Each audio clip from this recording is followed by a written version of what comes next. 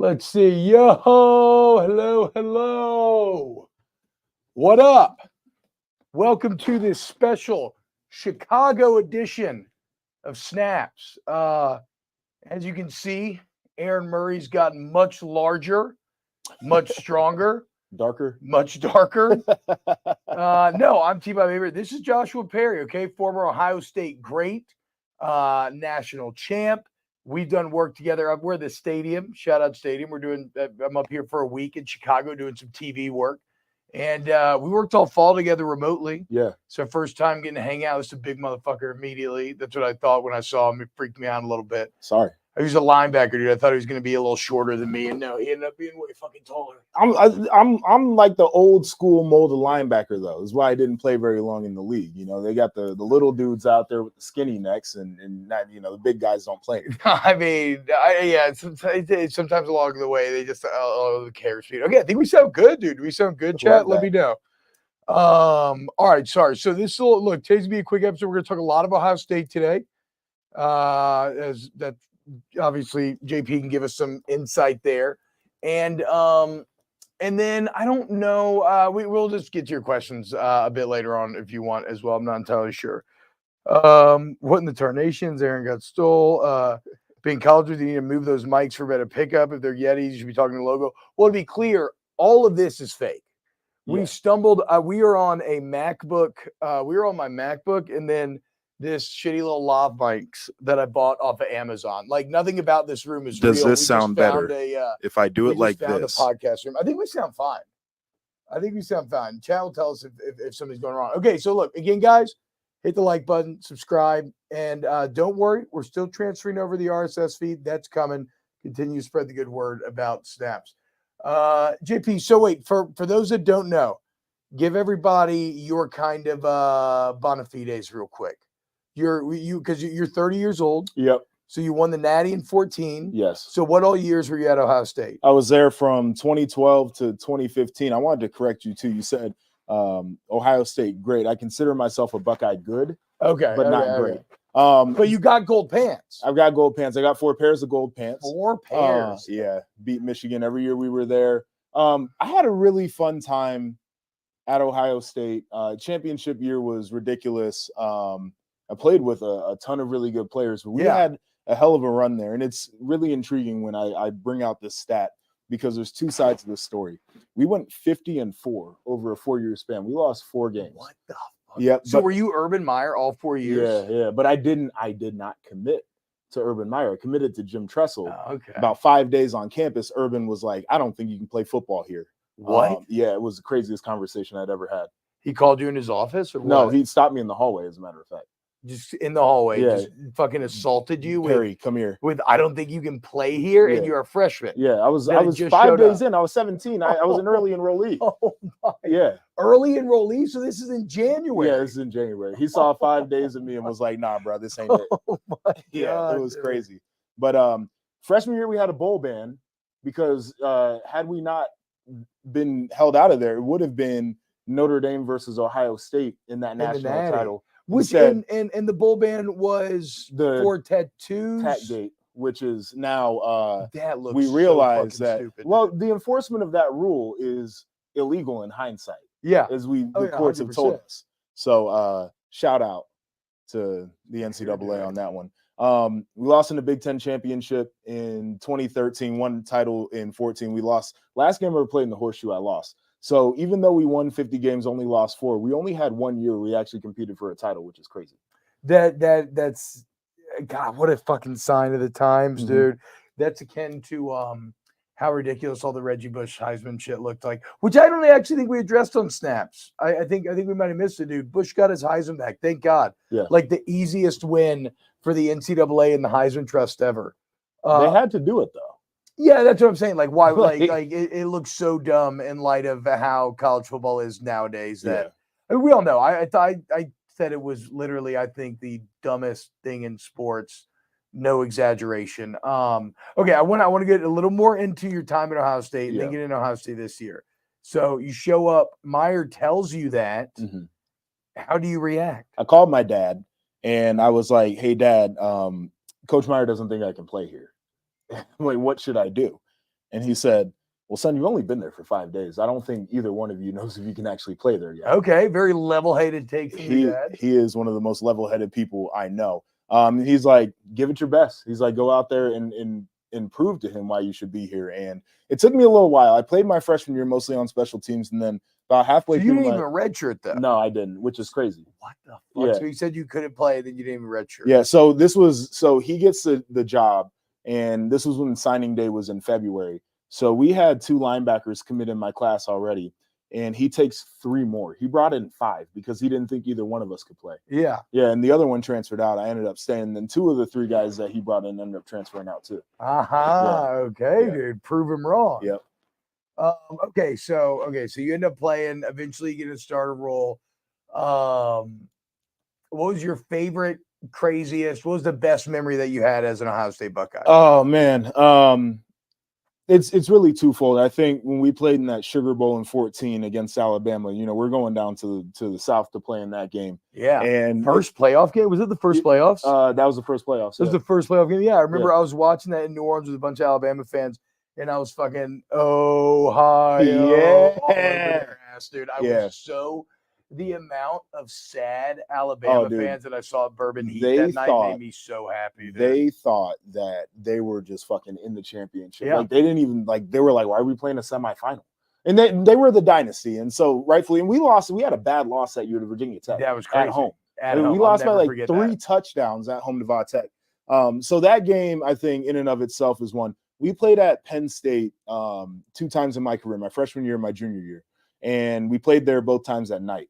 And the one my junior year went into 2 overtimes. And it was electric because that is one of the loudest stadiums in the country. And at the end of the game, when it was Joey Bosa had a walk-off sack, which I like to take credit for because we were in a blitz look, and I'm bluffing on the edge, and I'm buzzing the flat, and the tackle kicks to me. Yeah. And the guard blocks down, and he gets a one-on-one with the running back, which I don't know who's calling their offense, but with the running yeah, back, and so he bulls him into Christian Hackenberg, who's a good friend of mine now. Anyway, crowd dead. It's quiet. You can hear a pin drop. And I love being in an environment where you can silence a crowd. Was it a whiteout game? It was a whiteout game. Wow. Yeah. Let's fucking go, dude. Okay, so very successful at Ohio State, but it was a long time ago. Yeah. JP, I mean, you just had a baby. Yeah. Life has changed a lot since then, and yet Ohio State, not another natty title ring. No. If at that moment, if I would have told you that we would have been sitting here in 2024, and I would tell you that Ohio State would not have won another natty, would you believe it? I wouldn't. I thought we were going to go back to back, honestly. Yeah. 15 was a year where we should have been in the mix, and we tricked it off, which is a shame. And then there were some other really good years in there. Like 19 was a really good team. They lost in a semifinal to Clemson. Yeah. 20 I don't think was as good, and that was the COVID year. They got their ass beat by Alabama. But COVID year doesn't count. 2022 against Georgia. I mean, to play away. Right. I mean, and that's the thing that we've talked about on Snaps with about Ryan Day is that the kind of thread has been lost on Day. People have rubber banded so hard against Ryan Day. Yeah. Like, I get it. Losing 3 times. What is it? 3 times in a row? Michigan? Yeah. Twice. Yeah. 3 times in a row. But yeah, I guess that's crazy, right? I just learned today about the gold pants, that if you beat Michigan, you get gold pants. So none of these juniors on this Ohio State team have any gold pants. There's a lot of guys. Well, they didn't play during the COVID year either. So there's a lot of guys that walked out of that program already. Shit. That don't have any gold pants. And it's unacceptable for Ohio State fans to not have a win in that long. And so I get it. And I do think there's a ton of pressure. This whole idea that like Ryan Day is a bad coach or that he can't coach or that he should have been fired after last year is what I push back against. Like, I think there are valid criticisms. I can also say that like you're in the mix every single year under him. Yeah. I mean, dude's been to the college football playoff, I think, 3 times. Well, he's like his record's like 60-5 or something like that, right? It's like once you get to the playoff, it's a coin toss how good the teams are. Like it's difficult to win. The margins are that thin. And of course, everybody wants a winner. I look at Urban though, and I love the guy to death. Like our relationship is phenomenal these days. But like, if you want to make the comparisons, I mentioned the teams that we had that were really good. We won 1 title out of that. Only won 1 Big Ten title out of that. There were years where Urban would lose to an Iowa team that wasn't good. He got blown out by Purdue one year. Like Ryan doesn't have a nasty loss like that to a team that wasn't good. No, it's literally just Michigan. I mean, it is the fact that how Ryan Day gets clowned is like the ultimate example of the power of a rivalry. Yeah. Because you're right. There are no other fuck ups. There's no other missteps. It's nothing. It is just getting kind of pushed around by Michigan. But that's the one game you can't lose. Yeah, exactly. That's what I'm saying. Yeah. Which is crazy. Like, I mean, so obviously this year, okay, so all of this though comes together, right? And Ohio State says, fuck it, this is wrong. Like, we should be better than this. We kind of talked about this off air yesterday, but an entire state, what is it, a top 15 metro area population-wise, you were saying Columbus? Top 15 city, yeah. So top 15 city, an entire state where you're essentially the flagship. Like, there's no other big boy. So it's like we talk about that with LSU a lot. That's one of the great advantages, right? But it's like that or Mizzou, just more so. It's how I think about Georgia, actually. Yeah. But so all of that frustration comes together, and in this offseason, it's like $13 million in NIL, yeah, dude. $2 million for Chip Kelly. Yep. Other coordinators making $2 million. Renovations. I mean, y'all are all in. Yes. And it looks like you have the team. Defense looks awesome. Yeah. You got a ton of first-team Big Ten players returning, but the rub seems to be Will Howard. Yeah, it is. Everything's leading to this moment. It's a must-win national championship, and the burden of that bar and expectations falling on Will Howard's shoulders. It's an interesting thing. And like you mentioned, the defense, I think they've got a shot to be the number one defense in the country by the end of the year. I think they're extremely talented. It'll be their third year in Jim Knowles' system. I thought they took a big step year one, year two. So you got that. The running back room is the best in the country. Travion Henderson, if he's healthy. Yep. And Quinshawn Judkins coming in from Ole Miss. Yep. No love. Both of those guys are phenomenal. We know about the wide receiver room. All they do is create first rounders there, and they got Emeka Ibuka come back there. It's the quarterback that's going to be a big question. And you ask, how big of an upgrade is it over Kyle McCord? And I think the arms are comparable. I think where the upgrade comes is you got a more mobile guy and a guy who's won a conference championship somewhere else too, which none of the dudes That's good at Ohio State I didn't consider that with Kleeman and Kansas State. But the thing for me is, as much as we're talking about the quarterback, that offensive line is a question to me too. Oh, that's a good point. Actually, watching the spring game, they got their ass whooped. It's a question. Like that was not very hard. So, like, I mean, even if Will Howard is phenomenal, like if the offensive line is going to be mid, I think it's difficult to really break through. But who is the threat in the Big Ten? Because, like, despite what Jake Butt will tell us, he tells lies. Michigan cannot be that good this year. I think their defense is going to be up there, but offensively, we talk about Ohio State's quarterback. They don't have a quarterback right now. No. They don't have wide receivers too, if we're being honest. And their whole offensive line is they got one returning starter on offense. It's Colston Loveland, who might be the best tight end. Yeah, he's a beast. I don't know how they're going to score points, but I don't think they're going to give up a ton. Not as worried about that, because even Ohio State last year on Michigan's defense, which was the best in the country by the end of the year, they put up 24 points on the road with Kyle McCord basically like throwing an interception like that was ridiculous early in the game. Like, even if they extend that drive and don't get points out of it, you feel like that game could be different. Neither here nor there. It's Oregon. Oregon's the team, because they got Dylan Gabriel and because Dan Lanning's built that thing in an SEC type way. I'm not looking at Penn State. Like, do you think Drew Aller, like, if you saw him lining up, would you be like, oh man, this guy instills fear? Well, I'll say this on the Drew Aller front. I don't know if it has much to do with Drew Aller or James Franklin. Like, when I saw, you're watching a Penn State game late in the year, and they keep talking about Drew Aller's only done one pick. And to me, all I'm hearing is James Franklin has this kid fucking terrified. Yep. Like, he has him by his balls, and he's saying, if you make a mistake, like I used to see it with Les Miles firsthand, and he would end up just nuking quarterbacks. And so I think, Aller's young, right? Maybe it wasn't the year one that everybody was expecting, but like, I don't know, man. That offense as a whole was super mid, though. No, it was. It absolutely was. But again, that's where I don't know if the question is it Drew Aller as much as it's like, will James Franklin finally get out of the way? Because the man just keeps murdering OCs. But yeah, no, Penn State seems to just be very comfortably slotted into number 3. I guess the question with Michigan and Ohio State is some would say, okay, Ohio State's more talented this year. Great. They've been more talented the last 3 years. Right. Michigan's winning off of toughness and a style of play. Yeah. Do you think Ohio State can stand up to that this time? I don't see why they wouldn't be able to. And like the last year was a really intriguing one to me because, you know, people were continuing on with the whole toughness, whatever narrative. And there was a drive where Ohio State ran it like 8 straight times down Michigan's throat. Travion Henderson ends up in the end zone. Yeah. And then they just go away from it. And that's more of a philosophy thing than like a physical toughness thing.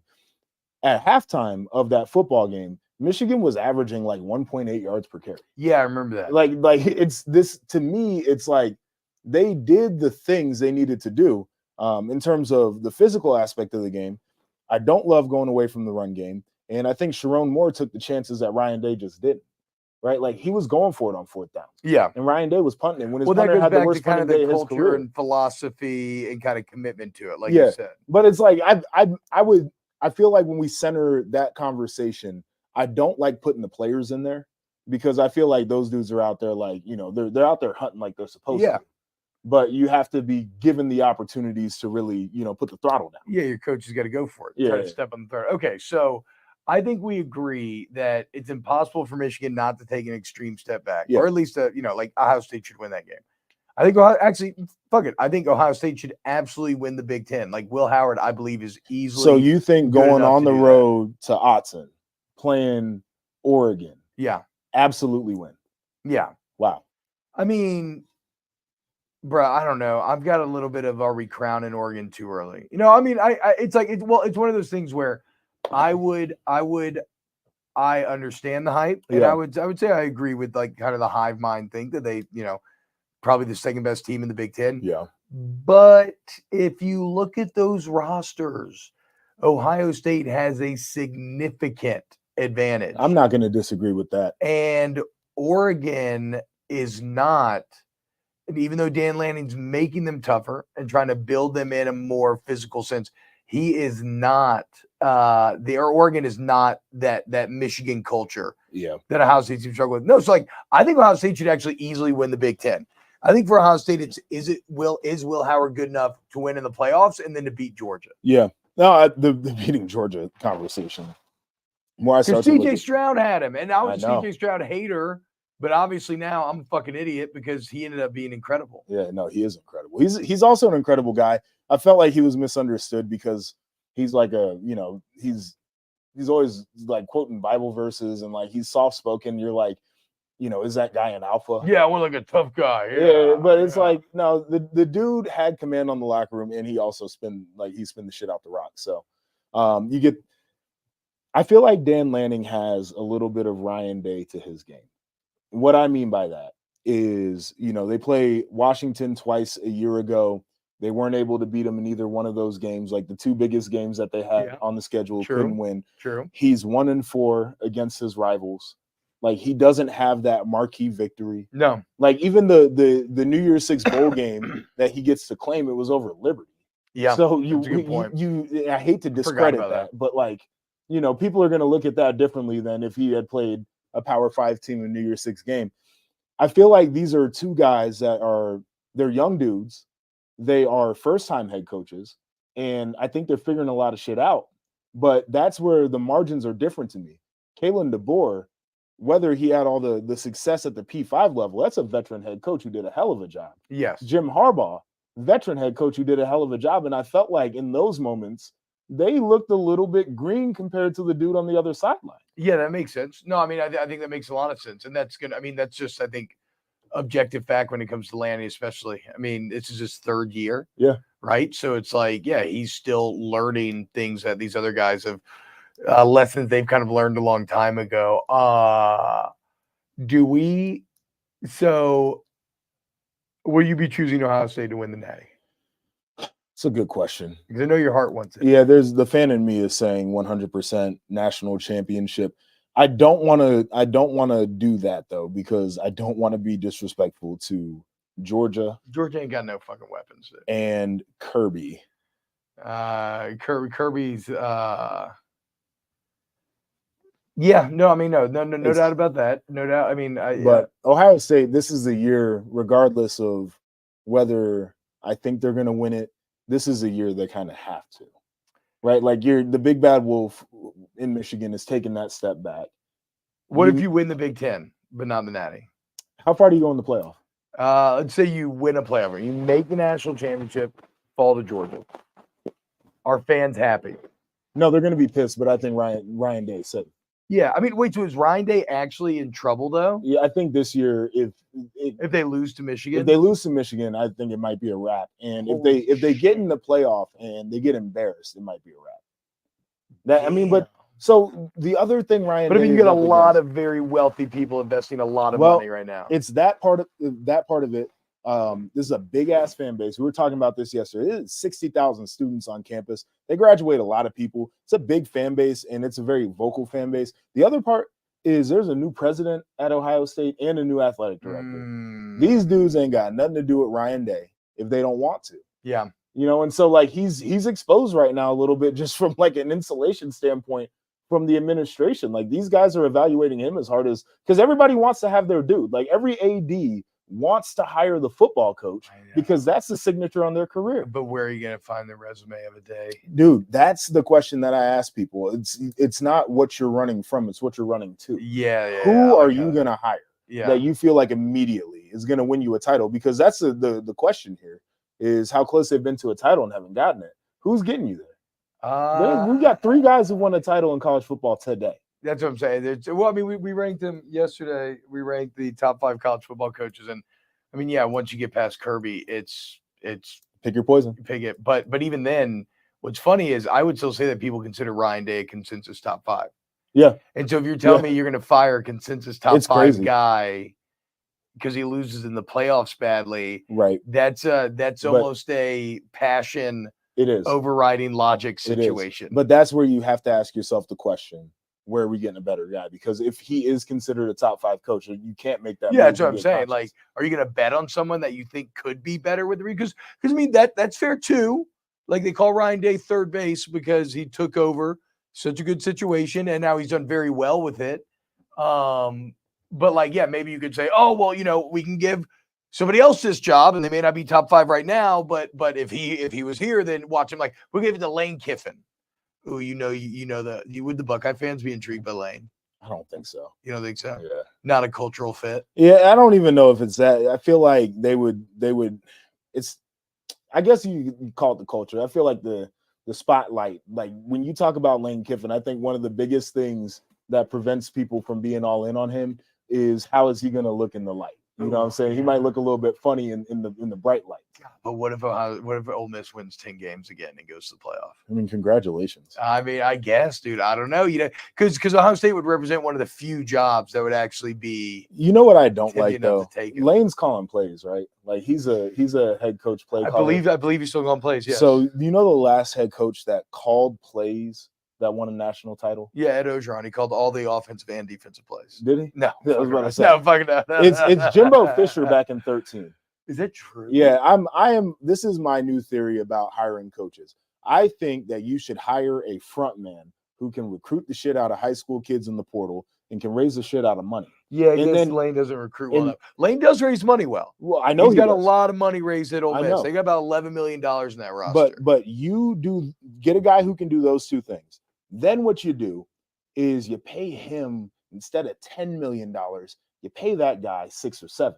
And then you pay your coordinators $3 million plus. And you get the best fucking coordinators that you can get. And that's how you're going to win a title to me. Because the head coach can't even do the head coach things anymore because they got to kiss every booster's ass. No, I agree. But the problem, it's funny, the Athletic has a really good piece on Ohio State and how they reinvented themselves this offseason. And really, you could just boil it down to Ryan Day just started calling the boosters directly. Yeah. Which sounds fucking awful. Yeah. But that's what you have to do now. But so it's like, so then the problem, so I don't hate your theory. I love your theory of investing in the coordinators, but who's taking that job for? Who's going to take job? Like at the end of the day, it's why CEOs make. I would. Yeah, but it's why CEOs make hundreds of millions of dollars. Okay, well, you know what? Good. I'll be the CEO and I'll do it on a discount. If that's what it came down to, $6 million is a lot more than I'm making right now. Shit, I would walk in there and be like, listen, y'all let me do the things, and I'm gonna let the coaches coach. I would do that. Dude. Would you actually want to coach? No, absolutely not. Okay. I love my family too much. I was about to say, bro. it's coaching is that fucking awful paradox of I have all the money in the world, but I can't spend it. What you gonna do? Wait, so how is it? You got a new baby at home, dude? Last night was an interesting one. So I'm feeding him. It's about 2 a.m. and takes some milk. He's good. Closes his eyes, and then he starts doing that huff and puff and grunting shit that he likes to do. Yeah. When he's getting ready to refund some of his Yeah, meal. yeah, hell yeah. And he just starts spitting up like basically everything that he just took down. It's like all on my shirt, and I had to change him. Okay, so we get him. What time is this? This is 2 a.m. Yeah. So we get him changed. Yes. And I sit back down, and I'm getting ready to rock him or whatever, and he immediately starts crying, the hunger cry, because he's like, "Nah, dog. Like you thought you fed me. Yeah, I got nothing in my belly. I didn't eat that." So that was, and he only does that at 2 a.m. That's the funny thing about him. He never does it at like 8 p.m. when I'm alert and like, ready to handle a situation. He wants to really test me, and I appreciate that. I mean, it just never ends, dude. My family, I'm getting like texts from my wife. My fucking oldest daughter's got like flea bites on her legs from the dog or some bullshit. Fucking baby's puking everywhere. I'm up here just, I don't know. I'm like, oh, fuck it. I don't know. We talked about it yesterday, but you took a sip of breast milk? I did. It took more than a sip. Oh, really? Yeah, I was drinking I was probably drinking like 3 or 4 ounces of breast milk after a workout. Wait. So hold the fuck. Go ahead. On. No. Go ahead. You go ahead. You go ahead. So my wife in her breast milk had high lipase, which is a fairly common thing, but it makes the breast milk taste really nasty to the baby. Okay. And so he would not feed off of the breast milk. He would only feed off of infant milk. Yeah, for sure. So my wife is still producing milk and she's pumping. And we had frozen some of it. And we were like, we're going to keep some, put in the bath, whatever. Yeah. And there was just an excess of milk. She was producing a lot. And I was like, well, we don't want to just dump this. Like, why would we waste this? And she's like, yeah, but what do you want to do? And I said, well, I'd like to have some. And she's like, go for it. So I'd go work out, get my workout in. With my protein shake, I put a little breast milk in. Oh my God. So that's how you're getting so jacked. That's what I was doing. Oh, wow. Got some in the freezer still. Wow. That's incredible. No, I've only ever taken like a shot. Oh, no. I've never used it as an actual supplement. Oh, yeah. It is supposed to be. I mean, it's supposed to have like a lot of the nutrients and everything, right? Sure, absolutely. All right. So look, I'm going to let JP go. He's got red corner, blue corner. Hey, everybody, download the Watch Stadium app, okay? We're doing a lot of cool stuff all week long and during the fall and the offseason. Red corner, blue corner is every Tuesday, Thursday. It's him and Jake Butt, little Ohio State, Michigan, a lot of great college football talk. I'll be on there. I'm on there sometimes. I'll be on there this week. But, yeah, tell everybody where they can follow you and everything. Yeah, you follow me on Twitter and Instagram at RIP_JEP. As T-Bob just said, download the Stadium app. We got a lot of cool shit going on in there. And then you can catch us on Stadium. You catch me in the fall on NBC covering Big Ten football. So we're hot in the streets. Yeah, we're about to debate Big Ten versus SEC stadiums. Easy dub. Yeah, it might be.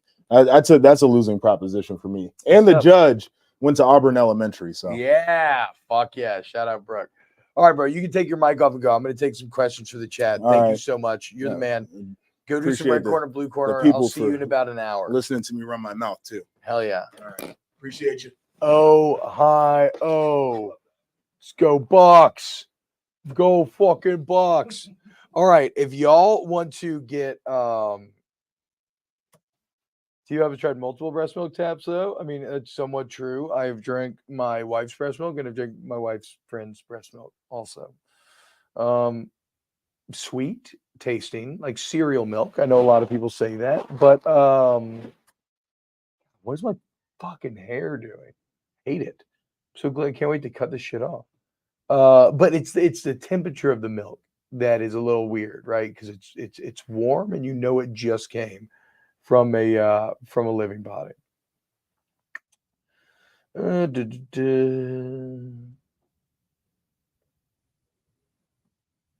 That Ohio State pregame show is excessive? I don't know what you're talking about. I actually really like this point for Bill Kibbe. UGA fired Rick after an 11-win season and took the risk and got Kirby. That's fair. That's fair. That is actually insane to think about. I mean, I would say that Mark Richt had more struggles at that point than Ryan Day has. But I mean, I'd say Ryan Day's maybe still a couple of years away, and maybe Ryan Day's had a little more success because he's won conference championships. But like, still, to fire Richt after an 11-win season to go after a coordinator, and an Alabama coordinator at that, which has been a lot of fucked up Alabama coordinators when it comes to them being head coaches. That's bold, and well, it worked out perfectly. I guess I don't know how you just know that someone's going to be the guy, but I mean, Kirby turned around almost immediately. That's impressive, Bill. I had not thought about that. Who was AD? Was that Josh Brooks still at the time? John Glasgow, how are you doing, T-Bob? I'm fucking tired, John. I'm not gonna lie, dude. I stayed up way too late last night partying with my good friends that live up here from Louisiana. You may know her as Megan Making Money.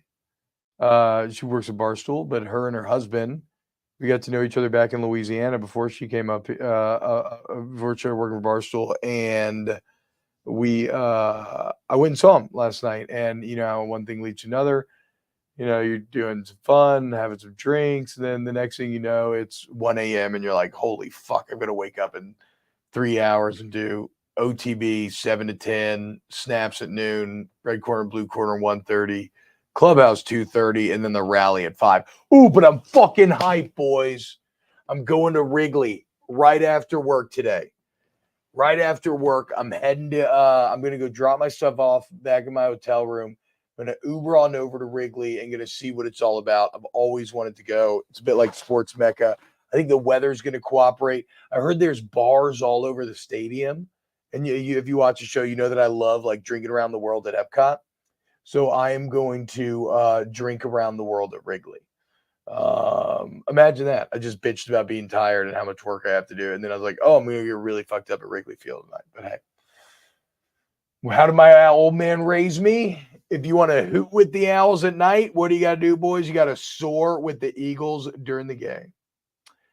Scott Dice, did y'all answer if JP was on the team when Burrow was at OSU at all? Fuck, I didn't even think about that. I'll ask him. I don't think they would have crossed over, but it's possible. Gulf South, so disappointing too. We all want his best Buckeye Cruise story. I know, I apologize. Okay, so Bill says it was Josh Brooks that hired Kirby. Okay, dude. Impressive. Drinking at Wrigley is for work. Yeah, exactly. That's what I'm doing.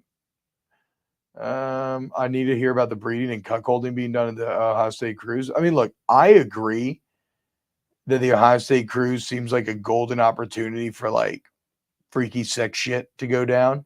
But then everybody pointed out to me that, no, I think their players' families get to come. For some reason, I was under the impression that it was just going to be like just the players and then a bunch of fans, which seems like it seems like a lot of fun. But it seems like a potential recipe for a lot of sexual temptation, if you will. Hey, wait, help me out real quick, chat. Did the mics work okay for this? Like, it sound okay? Because this is a real, it kind of looks official since we're in this nice room, but this is a real like shoestring operation. But if it sounds okay, then I don't mind this at all. Like, this is very easy to take on the road and do. Scott says not letting my wife on LSU cruise. Yeah. Okay, it worked totally okay. A little airy sound, but it works. Okay, hell yeah. I love that. Brad Bush, would it be awkward to ask your friend's wife for some titty milk for pre-workout shakes? Unfortunately, so if she's an overproducer, I think there's an avenue to asking. But if I'm being completely honest, I think that breast milk belongs to those babies. If you want to taste it because you're curious, you just get you a little nip. Huh, I never thought of that. You take a nip. It's like a nip's like a little drink, but also like you could nip the nip, get a little nip from the nip. You want a little nip from the nip? That's fine. But if we are talking about overflow breast milk, I do believe that it would be a bit wasted on pre-workout. Give for the babies, give for the mamas who maybe want to do the breast milk route but aren't producing as much. That's how I'd say it was best used. Then again, I've never fucking lifted on breast milk, so who knows? Maybe I'd change my tune. I'm thirsty now and disgusted. Hell yeah. Damn, Tebow got them T-Rex eyes. These are, I do, bro. I got fucking massive thighs. That's why I weigh like 270 pounds, bro. Freaking rocked up, dude. It's not the worst tasting thing in the world. No, not at all. Like you said, sweet. All right. Thank you for everyone for being here. Again, I know this is all a little haphazard, not the normal kind of production going into the show they're used to. Shout out Aaron. Aaron's on vacation with wifey. I think they're in wine country. Can't wait to hear about that. Again, guys, okay, look, I've dropped the ball on the podcast front, on the audio front. I need to figure my shit out and get it transferred over so we can start uploading in. That is 100% on me. This wedding, this week, it's been a little crazy lately. So thank you for being patient with us during the transition. This was a very odd time for us to go independent, and that it just randomly lined up with like a bunch of busy shit in my life. But next week, we're gonna be back on Thursday too, so I don't know why I'm doing this all right now. But next week, I'll be fuckboy faded up, okay? On Wednesday, so next Thursday show. And we'll be back in routine, and we can really start to lock in and figure out this channel, its upload schedule, everything else. I want to be clear. Aaron is doing a great job. I am slacking. Aaron is really doing some good QB1 carrying the team right now. But that's where you come in. All you wonderful girls and boys that hang out with us every single time we go live here. And again, we will get back to 3 shows a week as well. We're only doing Tuesday, Thursday this week because Aaron's out of town. I'm doing this. So I'm kind of scattered and all over the place. But look, if you like Snaps, man, the best way you can help us out is liking, subscribing, sharing with your friends, telling them about it. These are all free ways to please the algorithmic gods that rule our existence. All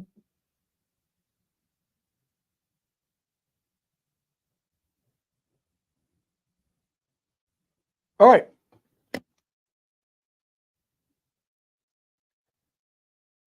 All right. Y'all are crazy. All right. I love y'all. And I'll see you back on Thursday. Oh, and if you want, download the Watch Stadium app, dude. Okay. It's kind of fun. I love it, dude. I'll see you on Thursday, though, for some more snaps. Y'all are the best. The fucking best. Later, guys. Okay.